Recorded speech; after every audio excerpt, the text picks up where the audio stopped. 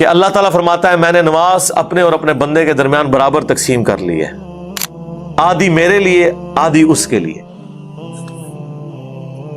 جب میرا بندہ کہتا ہے الحمدللہ رب العالمین، میں کہتا ہوں میرے بندے نے میری حمد کی۔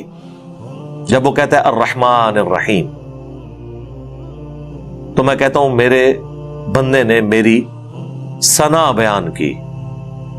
جب وہ کہتا ہے مالک یوم الدین، تو میں کہتا ہوں میرے بندے نے میری بزرگی کا اعتراف کر لیا کہ قیامت کے دن کا مالک میں ہوں۔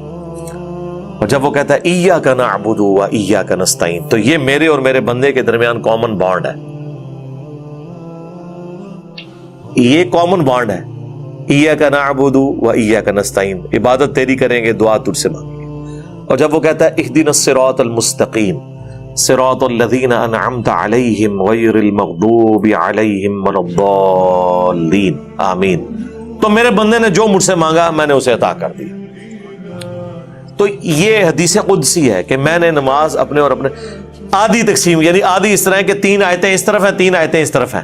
پہلی 3 آیات جو ہیں الحمدللہ رب العالمین الرحمن الرحیم مالک یوم الدین، یہ اللہ کی تعریف ہے، اور آخری 3 آیات اللہ سے دعا ہے جو بندے کے لیے ہے کہ بندہ اللہ سے مانگتا ہے۔ اور ایاک نعبد و ایاک نستعین یہ میرے اور میرے بندے کے درمیان کامن ہے، اور یہ کامن بھی ایسا کامن ہے کہ اس آیت کا بھی سینٹر ہو جاتا ہے۔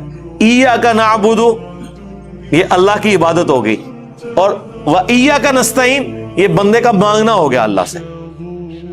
تو سورہ فاتحہ ایگزیکٹ 2 ٹکڑے ہو جاتی ہے، ایاک نعبد و ایاک نستعین، و ایاک نستعین میں جو واو ہے نا، یہ ہے سینٹر سورہ فاتحہ کا۔ آدھی اس طرف اللہ کی ساری تعریف ہے، اس کی عبادت اور اس کے چرچے، اور آدھی اس طرف اس سے دعائیں ہیں۔ تو یہ حدیث قدسی ہے۔ بخاری مسلم میں کئی ایک احادیث قدسیہ موجود ہیں، جس طرح وہ مشہور حدیث بخاری مسلم کی کہ میں اپنے بندے کے گمان کے قریب ہوں جو میرے بارے میں گمان کرتا ہے۔ اگر میرے طرف وہ ایک بالشت آتا ہے میں 1 ہاتھ آتا ہوں، اگر وہ 1 ہاتھ آتا ہے میں 10 ہاتھ آتا ہوں، اگر وہ چل کے آتا ہے میں دوڑ کے آتا ہوں۔ تو یہ میں کے ساتھ جتنے الفاظ ہیں نا، یہ سارے کے سارے حدیث قدسی ہیں۔